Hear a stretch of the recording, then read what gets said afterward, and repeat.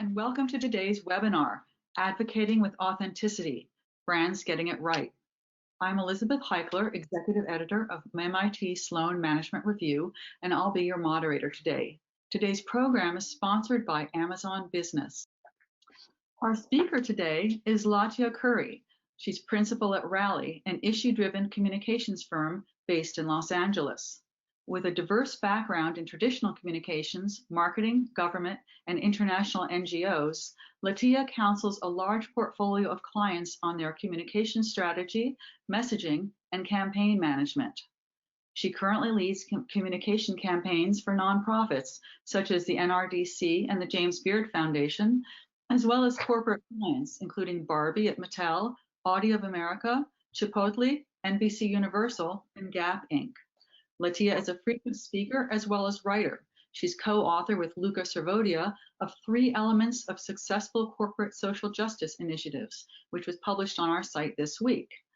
And as well, her recent article in Harvard Business Review focused on Rally's Brand Advocacy Map, a framework that she'll be discussing in some detail in this webinar. Latia, thank you for being with us today. We're looking forward to your presentation. Over to you. And my name's Latia Curry, principal at Rally. Really excited to talk to you all today about brand advocacy, and looking forward to our Q&A, which is usually the lively part of this presentation.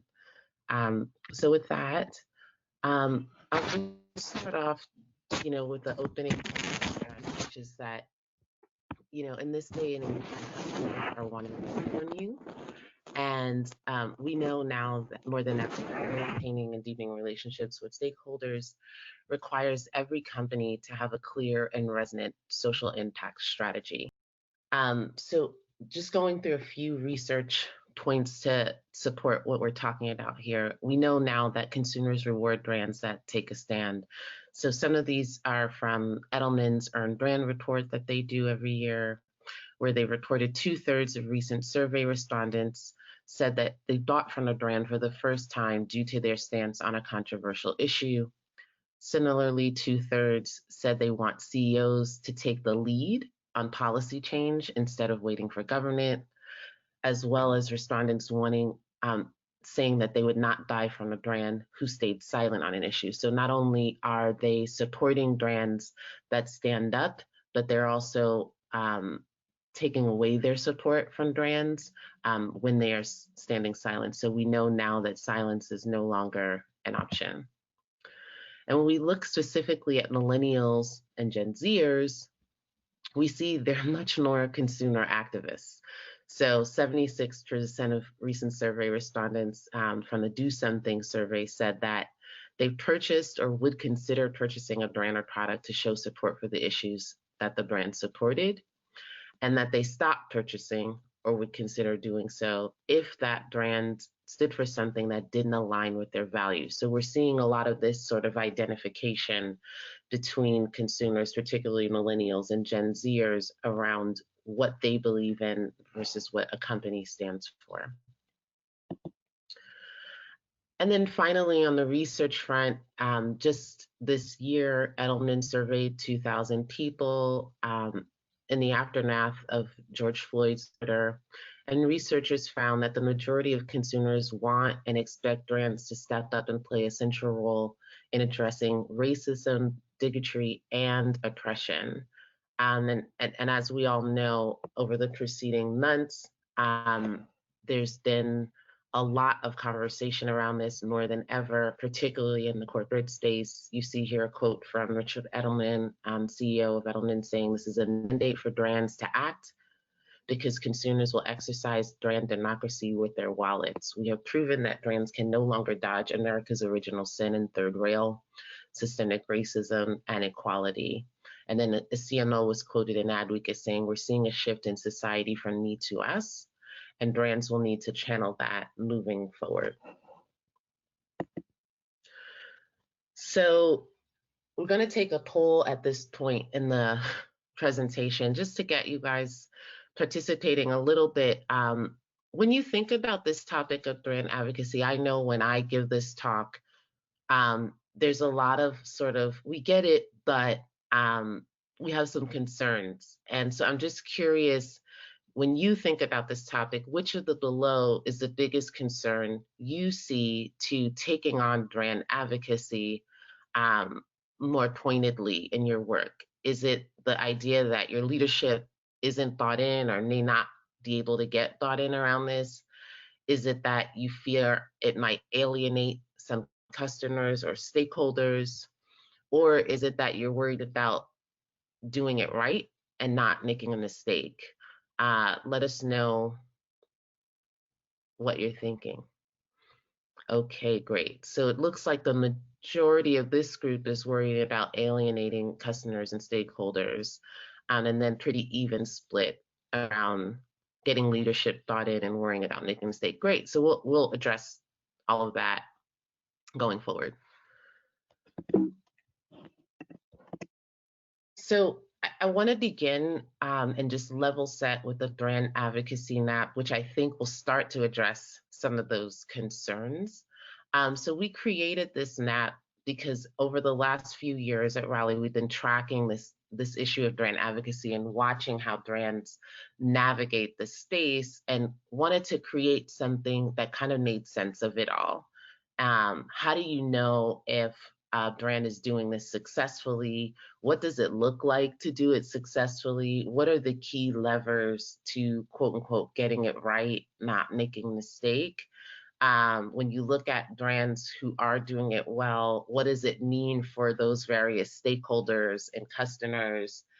And so we created this map to kind of explain what we thought were the common denominators. And so there are two levers here that we think are really important. Obviously, there's a lot of nuance that isn't captured in this, but this is appealing to those of us who like to categorize and like quickly place and organize our thinking. So on the x-axis, you see it says it's a spectrum from scratching the surface to structural investment. And what that's talking about is this idea of sort of moving from the prioritization of, what CSR looked like primarily to real structural investment around issues. So scratching the surface could be anything from making a statement to making a donation, writing a check, whereas structural investment is taking a look at the issue, figuring out what change needs to happen in that issue, and then investing in that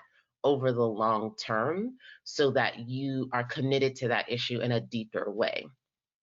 On the y-axis, you see we have at the top issue fluent, bottom willfully ignorant. So this is another key lever when we think about looking at companies who are taking actions and how they fall flat.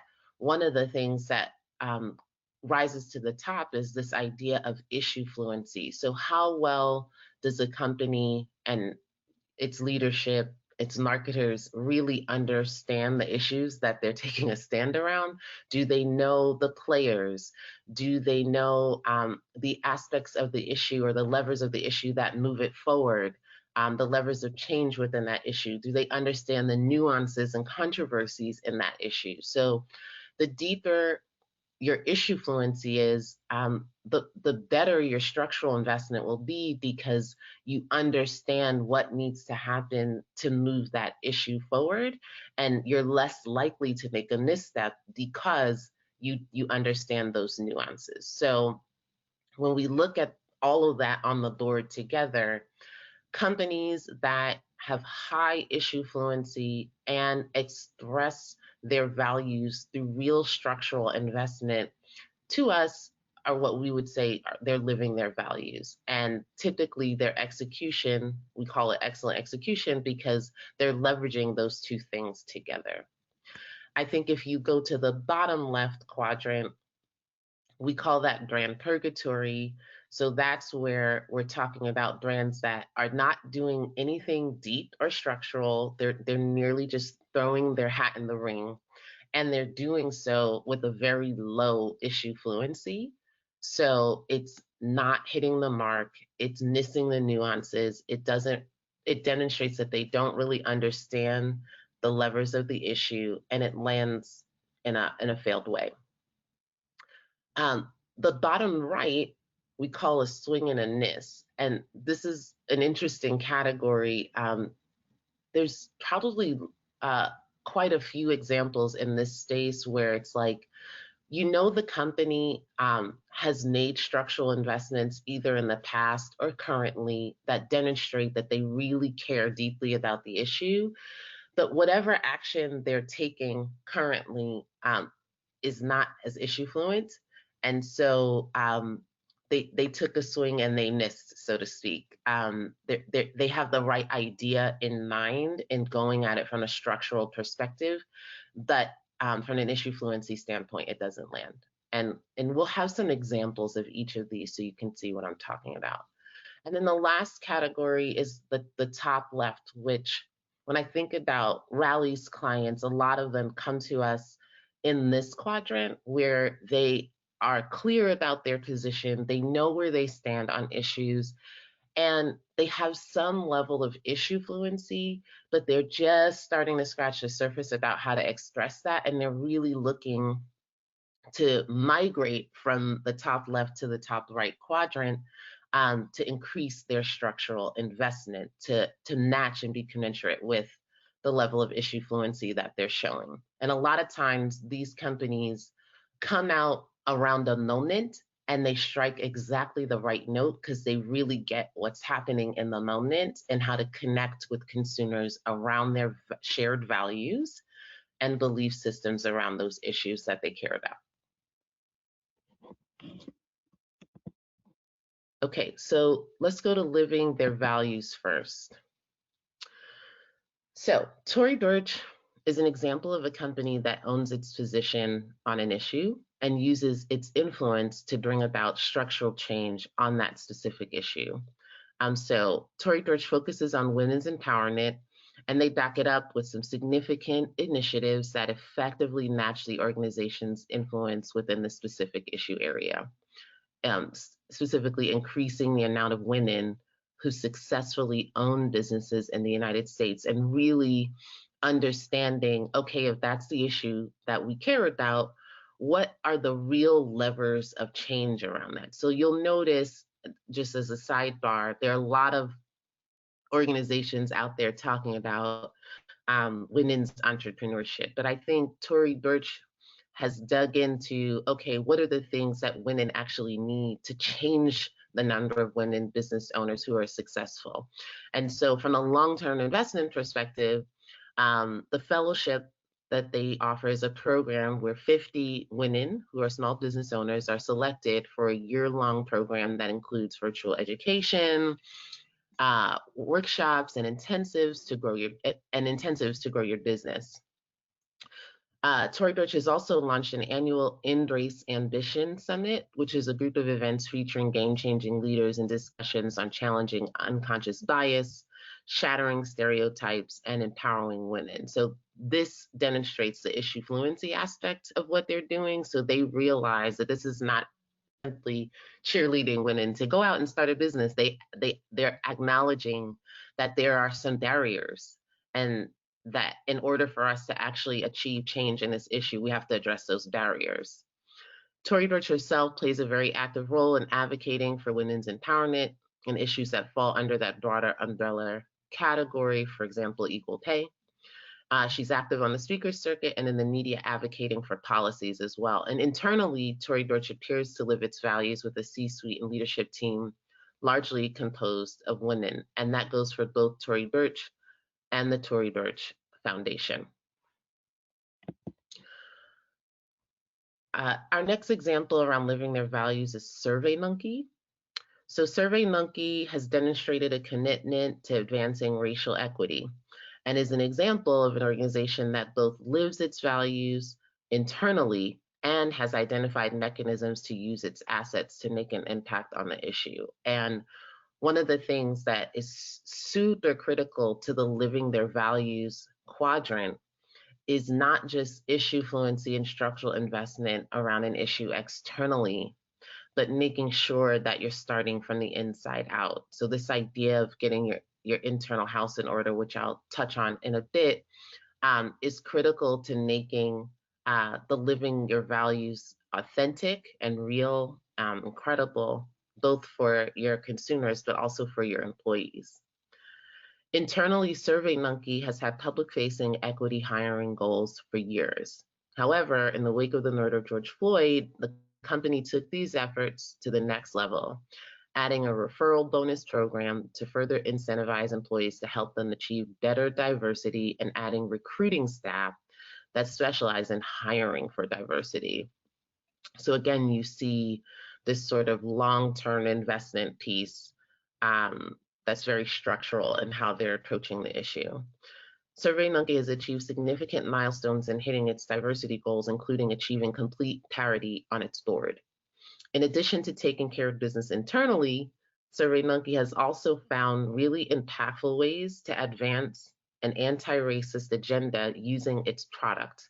For example, the company has decided to offer its service at a heavily discounted price to any nonprofit that's working on racial equity. So again, that issue fluency piece is coming up where it's like we're noting where there are some barriers and how we can best use our platform and assets and resources to address those barriers. Further, driven by the belief that you can't change what you don't measure, they are also offering free diversity and inclusion surveys for any organization to use.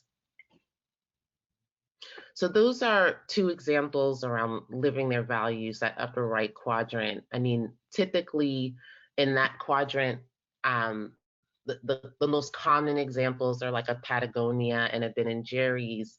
But because those two companies are founder-led, in the DNA, living their values type companies, we wanted to show you two examples where that wasn't the case, just to show how this can still be developed even if your founder didn't found the company around a particular issue at its inception.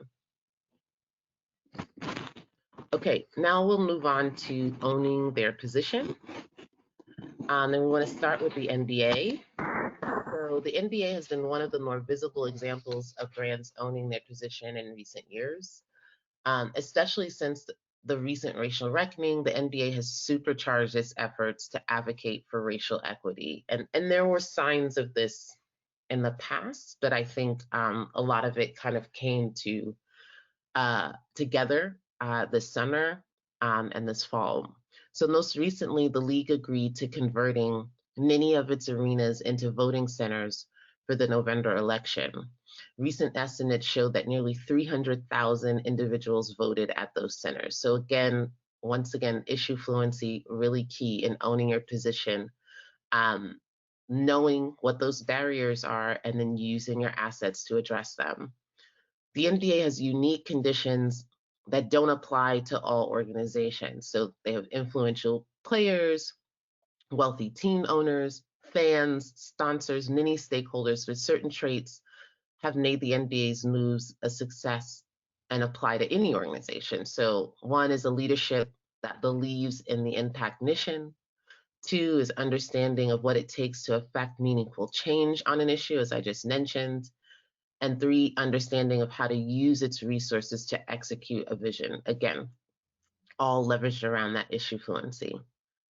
So they're in the top left and not the top right, because the NBA is not perfect by any means. I mean, there's still a lot of internal inequities in terms of race, gender, and sexual orientation, in terms of who owns teams and who gets to work in the front office. So there's still plenty of work to do there to make that working from the inside out and have it authentically running through their organization.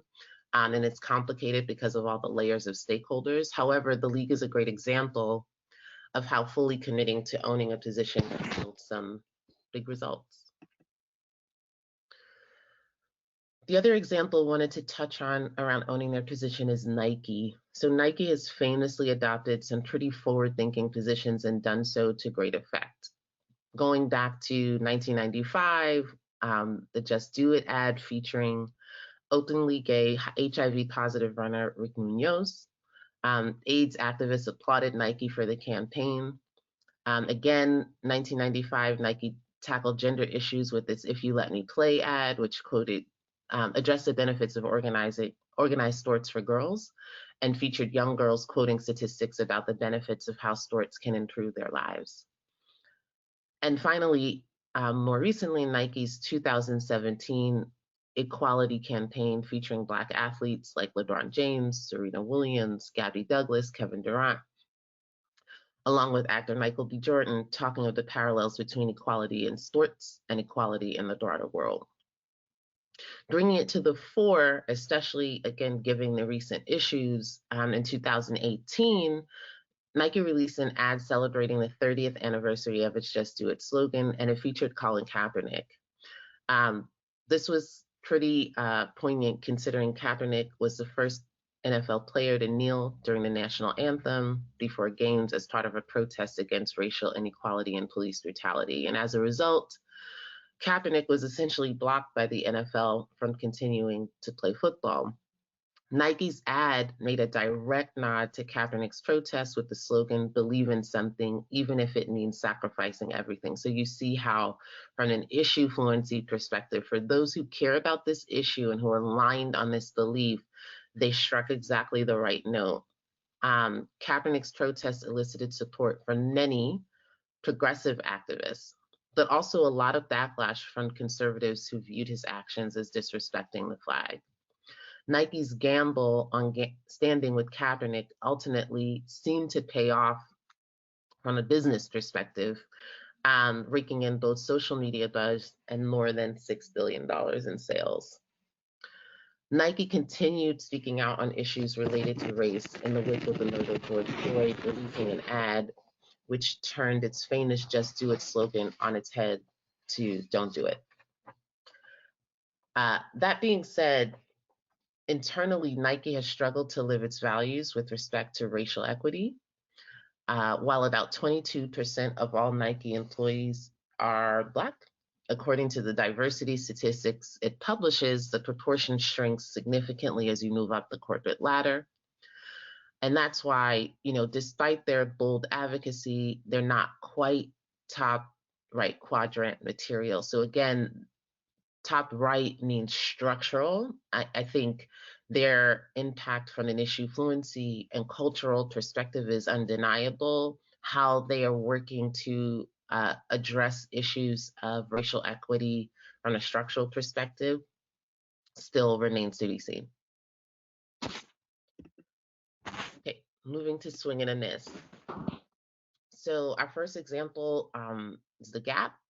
Gap is an organization Rally has worked with and we love that has actually dedicated significant resources to getting its house in order. Not only does Gap publicize its equity goals, it also reports on how it's doing in terms of meeting them. When Rally worked with the Gap in 2014, Gap became the first Fortune 500 company to validate with an external firm that they pay women and men equally across the board. Gap has also worked with an external firm to confirm that there are no meaningful pay disparities between races within its organization.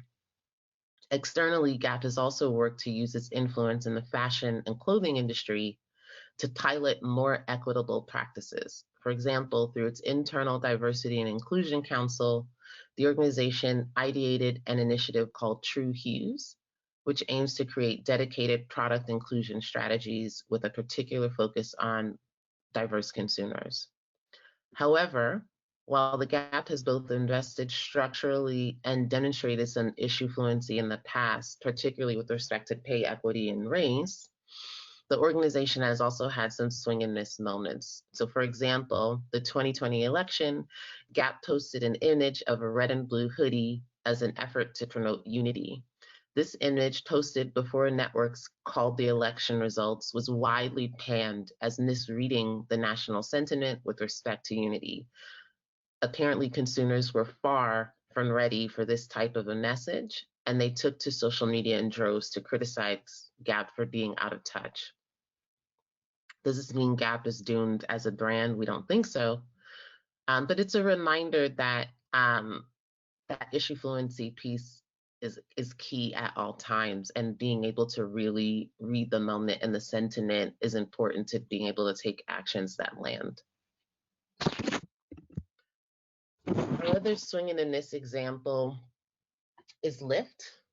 So obviously rideshare company Lyft similar to Ben& Jerry's, as I mentioned, Lyft uniquely utilizes their platform for good. Lyft has provided free rides for essential workers during COVID, to marches, to Black History museums, memorials, cultural sites during Black History Month. They've also partnered drivers with United Way to help disaster and crisis victims. And Lyft has made bold policy stances, like in a partnership with the ACLU to oppose the Muslim travel ban and with the human rights campaigns for LGBTQ communities. However, in California in 2020, Lyft co-sponsored a ballot initiative alongside other gig economy apps to allow them to continue to not cover driver benefits like health, unemployment insurance as other employers do. And this was heavily debated. For folks who are in California, you know this. The ballot initiative passed, but it also served to tarnish Lyft's image as a platform for good, especially in the eyes of progressives. Progressives started to become of the mind that while Lyft has done some good things in the past, maybe it's ultimately a corporation that will make questionable decisions to protect its bottom line.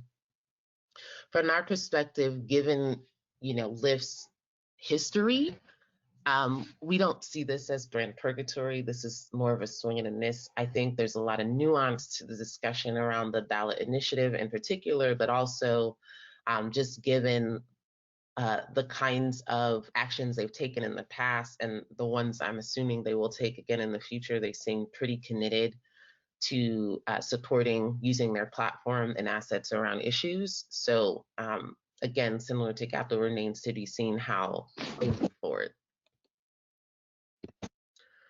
And finally, we'll move to brand purgatory. Two examples there. One, another sports league, NFL.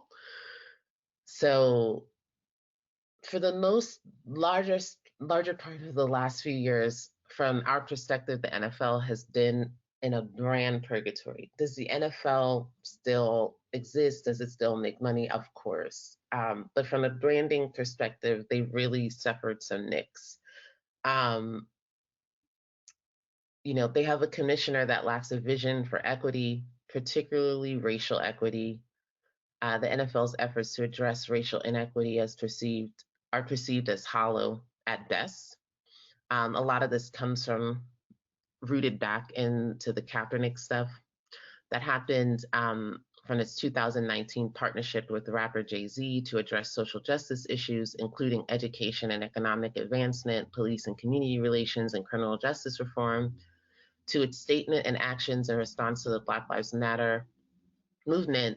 The NFL's attempts here have been universally panned. And I think the reason why is because they are not coming from it from an authentic place, and authenticity and from our perspective means exhibiting that consistent issue fluency and structural investment. So there was lots of indecisive back and forth moments in how they navigated this particular issue of equity. And so I think as they started to try and do more actions, the damage was already done. Critics cite League Commissioner Roger Goodell's years-long antagonism to the movement sparked by Colin Kaepernick as evidence that the NFL's interest in engaging in racial justice issues is nearly performative. And this perception issue could become an increasingly big problem for the NFL, especially as it struggles to continue to get younger viewers. So I just want to pause for a second to talk about how we're using this map, and it's really from a perception standpoint. I think you should know that as we look at examples, and we're reviewing examples like this all the time, as you get more information, the placement on the map could change. But as comms professionals, we're looking at this from a perception perspective, just to be clear. And finally, our last example on brand purgatory would be Nextdoor. So, there's an argument that many big tech companies could fit in brand purgatory, but Nextdoor seems to be one of the most egregious examples.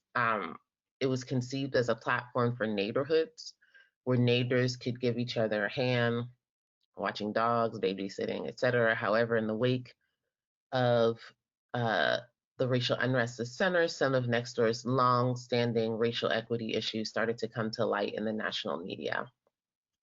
Users accused the platform of running rampant with racial profiling and for censoring user posts that contain the Black Lives Matter hashtag. The core issue with Nextdoor is that its communities are moderated by volunteer leads who have the power to censor and steer conversations in any direction they wish. This has led to a platform that was designed to be devoid of politics, being deeply infused with political perspectives, depending on who the lead figure in the community is.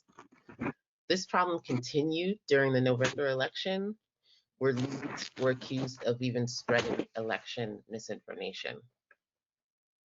Other than issuing unenforceable guidelines, Nextdoor has taken no meaningful steps. The app's reputation has suffered greatly, and while it's not there yet, it's not inconceivable that it will one day be remembered as the 4chan of other social media platforms that eventually become little more than platforms for hate.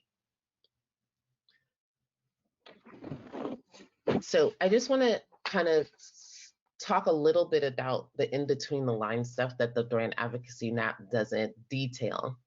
So yes, issue fluency is important. Yes, structural investment is important.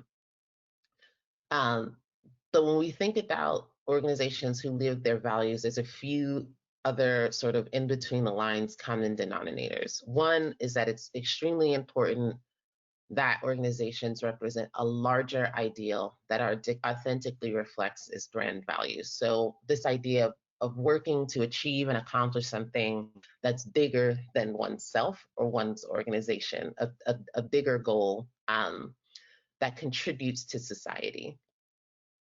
Knowing the issue landscape, again, that's tied to this issue fluency idea to understand how to better make an impact. I talked a little bit about ensuring house is in order. A lot of times, clients want to take external actions first. And again, just as a communications professional and a person who analyzes perception, I think, it's really important. We always advise that internal precede external, making sure that our internal house is in order. Leadership has to champion this. It's really difficult to do this work and move it forward in a real, authentic, and consistent way if leaders aren't bought in.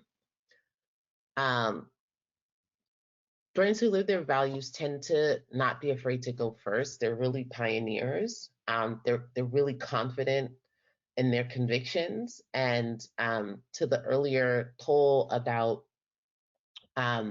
this idea of alienating, we really believe that the way things are going now, it's really hard to sit on the sidelines and be silent, as I mentioned when going through the research. And so the flip side and the positive side of that is that as you get laser sharp in your values and your beliefs and execute around those, you deepen the relationships that you have with your consumers who share those beliefs. And you have the ability to attract new supporters based on the sharpness of that vision. I think people and organizations are often afraid to polarize. And again, from a marketing communications perspective, being appealing to everyone is really being appealing to no one, and it's not connecting. So I think our perspective is that you are moving to a space where we're seeing much more, less mass communication and much more around niche communications. And so that means deeper, longer term evangelists in the future. Final points here, make news. So it's really hard to do this work by paying for it. So a lot of clients or companies that we watch try to do this by just doing an ad campaign, and that's really not enough. I think doing the good work is how you actually build your brand advocacy muscle. And if you're doing it in an effective way, you're making news, not paying for it. Um, Having some humility about it is really important too. I mean, these issues are really complicated. Obviously, the companies we work with, we're always working with them to think about the players who work in this issue space day in and day out, whether it be grassroots organizations and nonprofits, leaders in this space, influencers. It's important to have humility about how you navigate this. And then the final thing here, which I'll say a little bit more about, is just rethinking the metrics for impact. And I want to jump into that as our final part of the presentation, measurement. So we have another poll here, because measurement is a question that we always get. How do you measure this? Like, how do you know you're doing it right?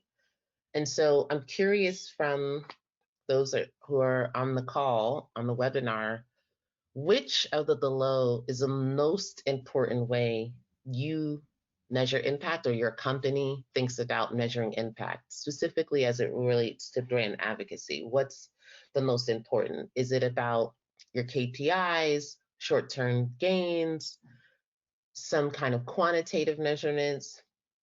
Are we making linear progress? Um, Sort of the reception of our public-facing initiatives? Where do you land in terms of the most important way you think about measuring impact overall? And then we'll talk about how that overlays with brand advocacy work. Okay, so kind of a little of everything, with high KPIs and linear progress being the tops. Okay, so um, you know, just recently this summer working with a client about this, they kept asking, they're working specifically around um, equity and girls, um, youth, and specifically girls. And they wanted to know about the numbers. So, how many girls before we can say we did it right, or how many partners? And I think it's really important to talk about why we don't only use numbers to measure impact as it relates to brand advocacy. I'm not saying numbers aren't important, but we know that social movements and social change take years to build and to make an impact. And so, in fact, progress is not always linear, which is why that issue fluency is important, because it lets you know where you need to go next. It's not a straight line. Um, when it comes to brand advocacy, impact can be measured both qualitatively and quantitatively. And also, to be clear, high numbers do not always mean deep impact. So we think about this like, again, I was comparing CSR to more brand advocacy. And um, for those who are wondering about this example that I'm going to walk through, I used to work at the US Fund for UNICEF, specifically around corporate partnerships. And one of the things that the US Fund for UNICEF does really well is showing the impact that a company can have. And so it was less about like vaccinating 10,000 children, enrolling 20,000 girls, although that is important and that's a part of it. But it was more about the ability to end polio in India, the ability to improve the quality of education and provide additional support so girls graduate from school with the skills and connections to follow their dreams. So there's this larger ideal that I talked about is actually the measuring stick, which is frustrating because it's really hard to get to those larger ideals quickly. And so typically we work with clients to create some milestones along the way. So it's not just, willy-nilly and we cross our fingers and hope we get there. It is definitely planned and we're definitely navigating throughout, but it's not just numbers that we use to measure. So how do we measure? We think about it as going beyond pledges, beyond check writing, more is about more about than the size of the commitment you make. So there's a puzzle piece here that includes culture, reputation, and impact. So from the culture perspective, this is the internal piece we're talking about. Is your purpose, mission, and vision, and values aligning? Is your decision-making practices aligning? What are your DEI practices looking like? Your leadership, how you're choosing suppliers, your wages, your benefits, your employee satisfaction, all of those pieces are ways from an internal perspective to measure how you're doing around brand advocacy, no matter what issue it is that you're tackling. I think from a public perspective, there's the reputation piece and then the actual impact. So reputation, what's the consumer opinion? What's the stature of your brand? What's your company history?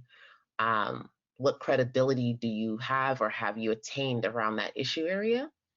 And then on the impact front, it's what we talked about, your issue fluency, your level of commitment, how deep and structural is it, and then how are you tracking both of those things along the way.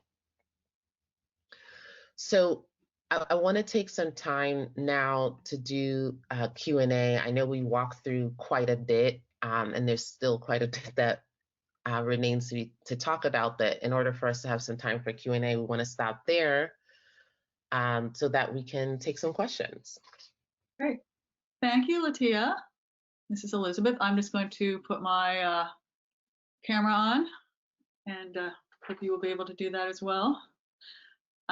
Great, thank you. We've got a ton of good questions here, as expected. So we'll try to get to as many as we can. I just want to start with one on this issue.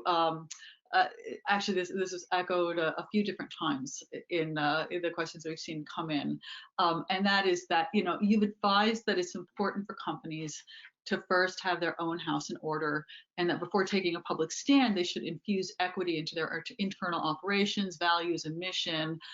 And at the same time, we know that it's the need to take a stand can be urgent if you don't speak out when the moment is right, regardless of whether you feel like you're ready. There's a cost to that. So what's the best approach for companies that might be in the early stages of kind of trying to transform their culture to be more equitable, and how can they advocate for values that they're still in the early days of implementing, or should they? Yeah. So this is true for everyone. And by no means are we saying you can't do anything until you're perfect inside. That's not true. I think there are a few ways that we talk about this with companies. One is sharing your journey.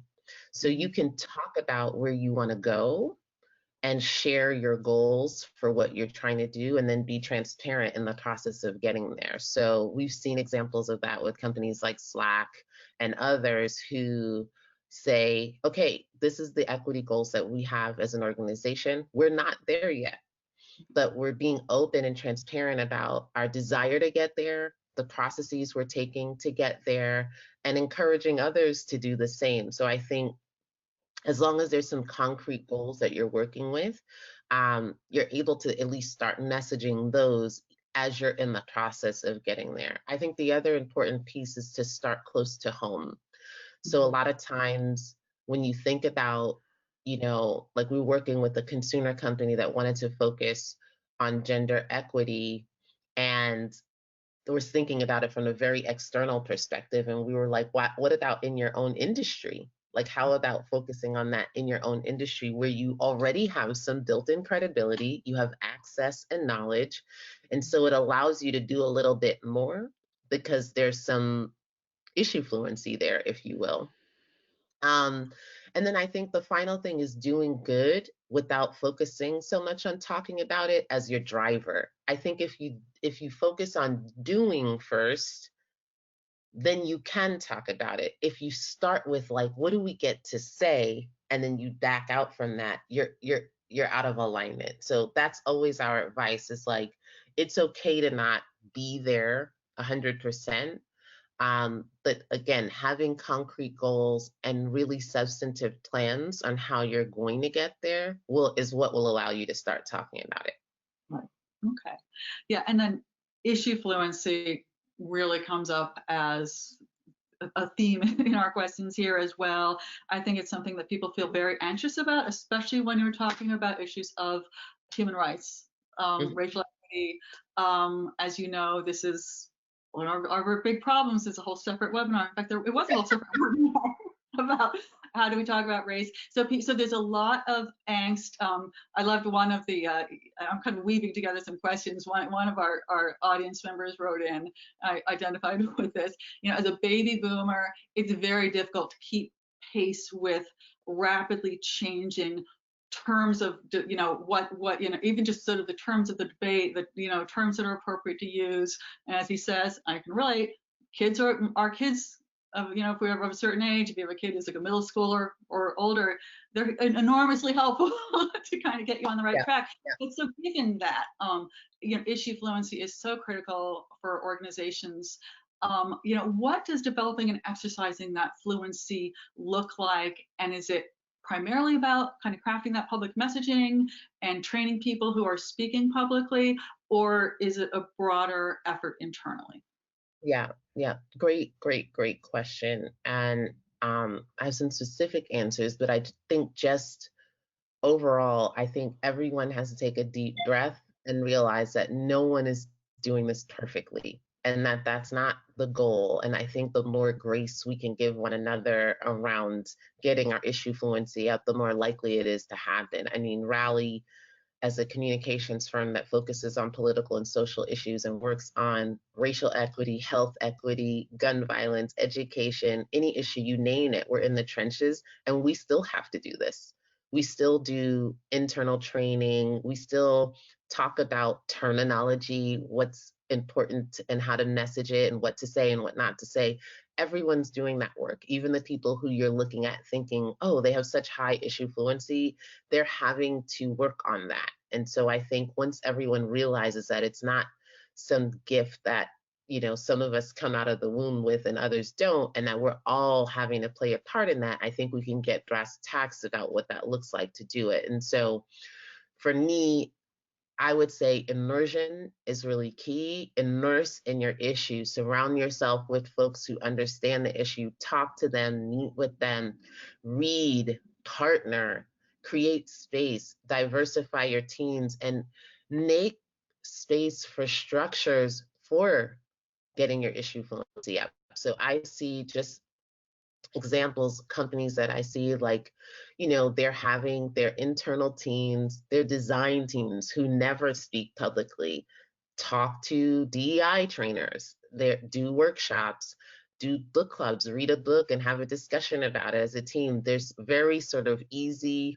like mom and pop-ish, if you will, kind of ways, and then really official, like formal training and everything in between. But I think the most important thing is calling it out that there's a need for it, and then working to create space for processes that help you stay up on it too. So like you said, how do you keep up with what's happening? Well, you have to have a diverse team and folks who own doing this for your organization, whether again that's training, whether that's sharing information, whether that's a process that means that things don't move forward in your organization until a certain group of people looks at it and weighs in on it. So having those sort of blind spot checks is another way that we learn and grow. So I think all of those things, there's no like, I think one easy silver bullet. I do think it's a combination of all of that, but it starts with being committed to doing it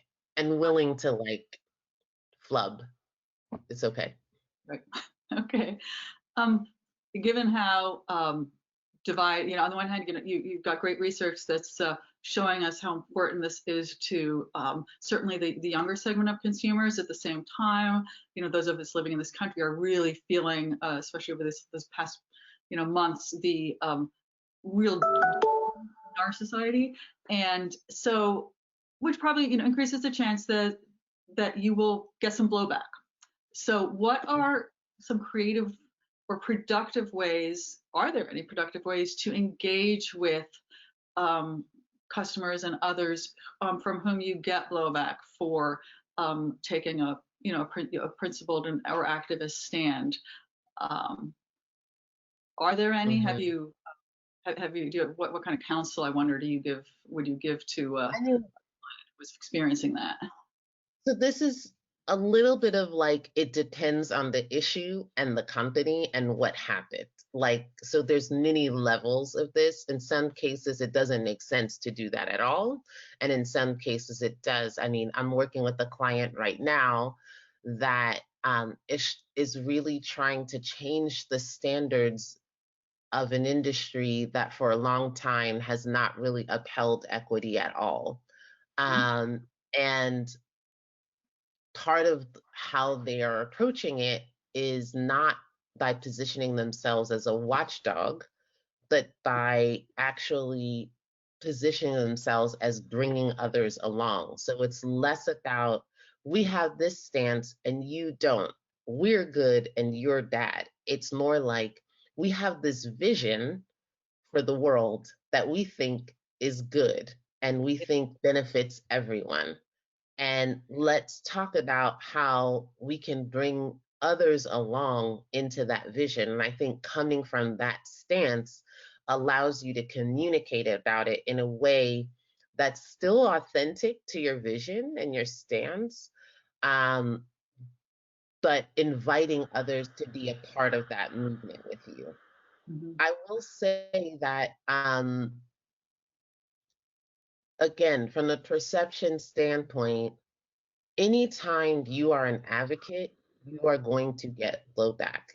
And Mhm. so for us working with clients, it's less about how do we prevent any blowback, and it's more about how do we make our stance so clear and so credible that the blowback that comes is expected and it doesn't tarnish our brand in any way. So if you look at like Ben and Jerry's, for example, the statement that they put out after George Floyd was more provocative than most nonprofits who work on racial equity. It really took you to the edge.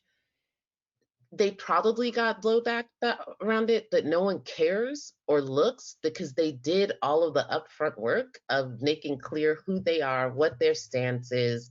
So there's no surprise. I think the issue comes when you've done nothing for a long time, then you come out of the gate and do something really like out there, and you haven't brought people along. And so I think that process is where like there's that sort of head to head. But for most companies who do this well, they one don't worry about blowback, and two, like again, Ben and Jerry's, Patagonia, their bottom line increases, their customers increase, their consumers increase, like all of those things move in the direction because they have such clarity of brand from top to bottom.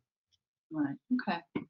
Here's an interesting question about what would you say about the advocacy approach for brands or companies whose products already generate some controversy, like big pharma companies, and they also suggested soda drinks, and that ilk. Big tobacco might have been on this list a few years ago, but we can probably put Juul on it now. I don't know. Mhm. But companies that already maybe have some distrust, I guess, Yeah, in the market. Are yeah. there, so the question is, are their advocacies doomed, or can they still step out?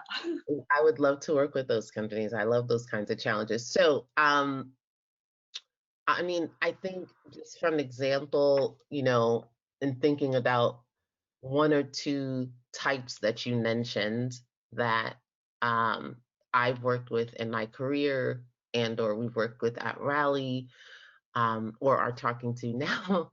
I think for those companies, it's more important than any other company to get at why they're doing it. They have to really be raw. They can't do a marketing campaign. They can't like, because there's already this existing lack of trust and credibility. No one believes you really care. So the hurdle's much higher, which means they have to get more real and more raw about why they're doing anything. What is the issue they want to tackle and why? And how will they authentically approach that issue?